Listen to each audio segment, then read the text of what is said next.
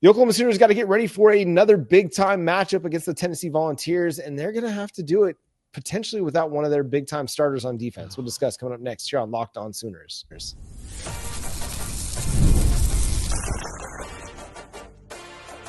You are Locked On Sooners, your daily podcast on the Oklahoma Sooners. Part of the Locked On Podcast Network, your team every day.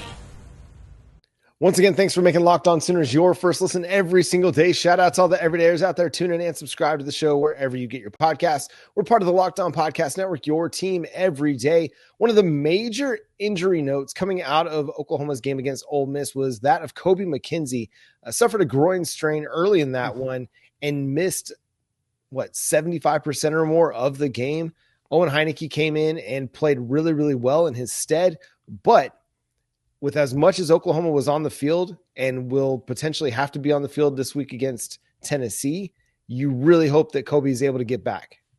Yeah, you don't like losing out on a player of Kobie McKinzie's caliber. He's another coach on the field. BV kind of points that out at the way that he plays. But I will also say this, though.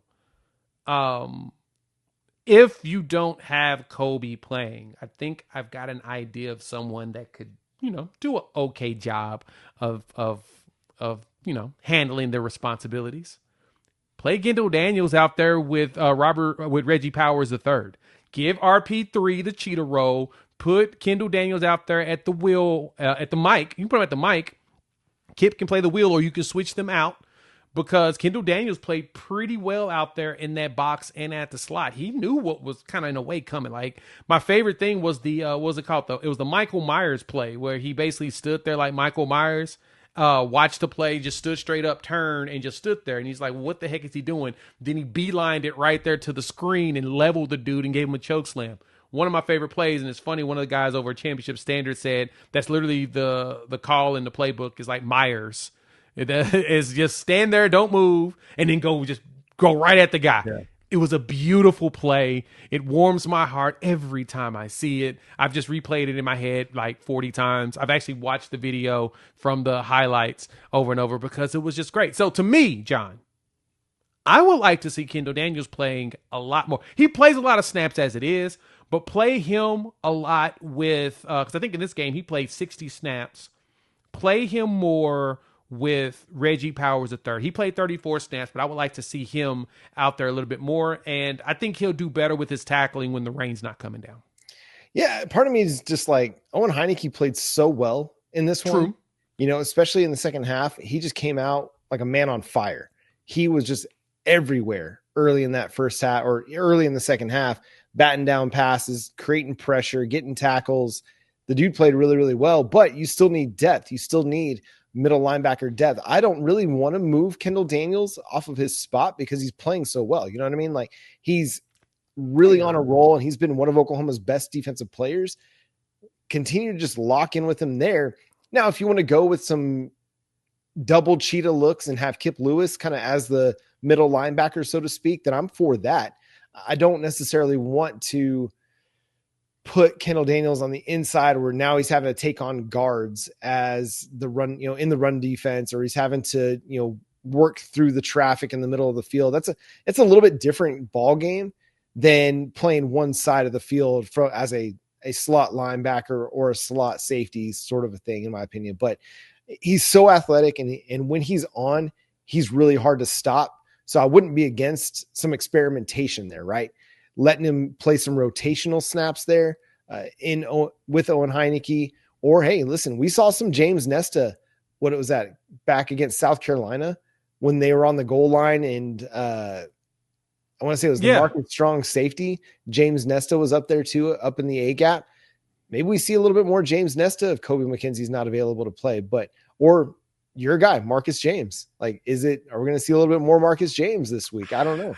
I think they're going to redshirt the freshman. Yeah, I don't think they're going to play him. I think they're going to try to redshirt him and only bring him out if they really need him, which I appreciate because we need some. You're going to need some youth at the line in that linebacker room as we're starting to age out. I expect Kip and Kobie to potentially come back next season. Yeah. If we make a real run next season, it's probably 26. Next season is going to be the real run because majority of your defenders will be back except for Dom, R. Mason Thomas, Marvin Jones Jr., Grayson Halton. That's your 4 right there in the interior, and then Robert Spears Jennings and Kendall Daniels are gone. So that's 6 players that can be critical, but you're probably going to go ahead and redshirt him. But no, I wouldn't mind seeing, like I said, more of the linebackers is cool. Like seeing more Nesta, I think that will be good because he's gotten a lot bigger as well. Yeah.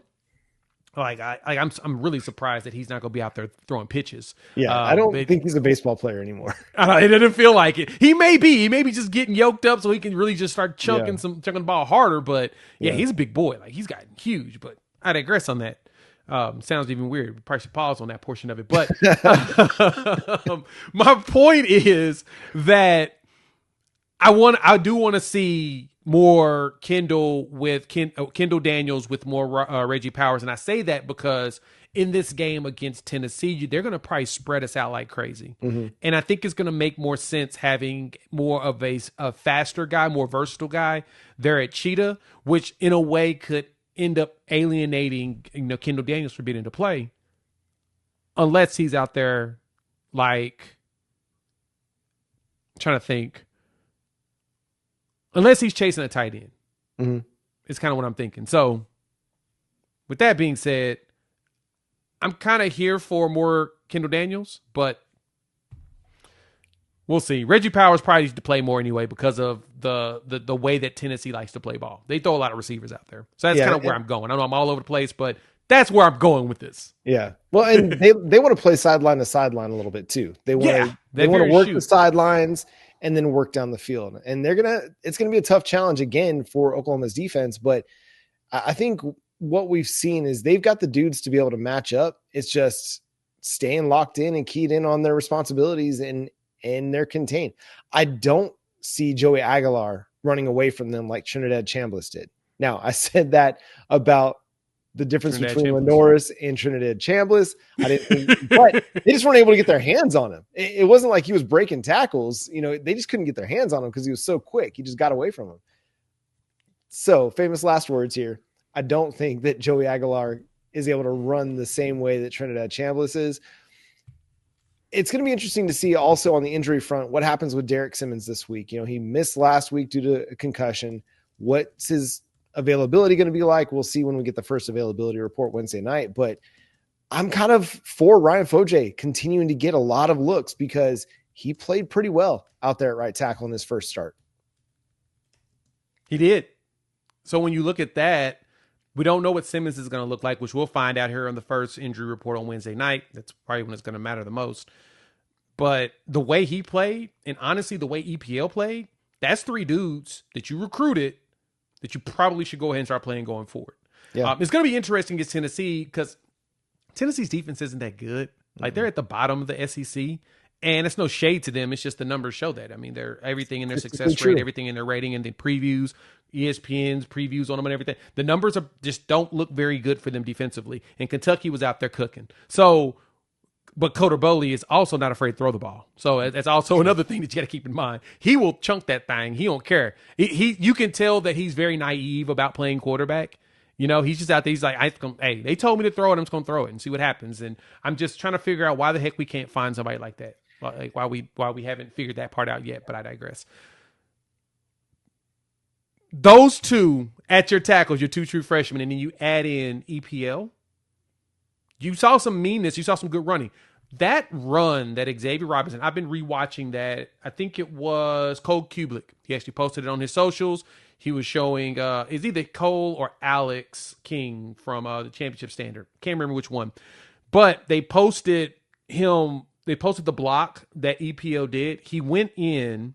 His guy was basically gone. He ran up to the middle, and he could have turned right, and because there was a defender coming, but it was going to be a while. Instead, he turned left and leveled one of the safeties, which made sure the hole stayed open, and X-Rod ran in for the touchdown.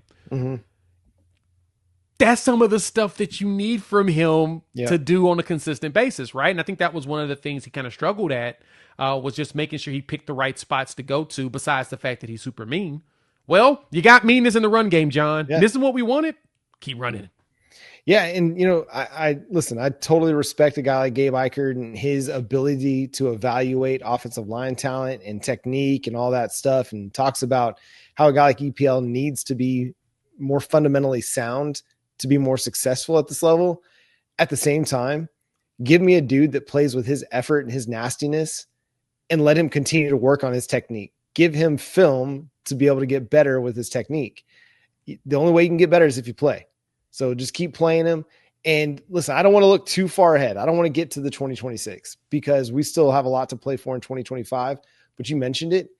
A lot of this offense is going to be back next year.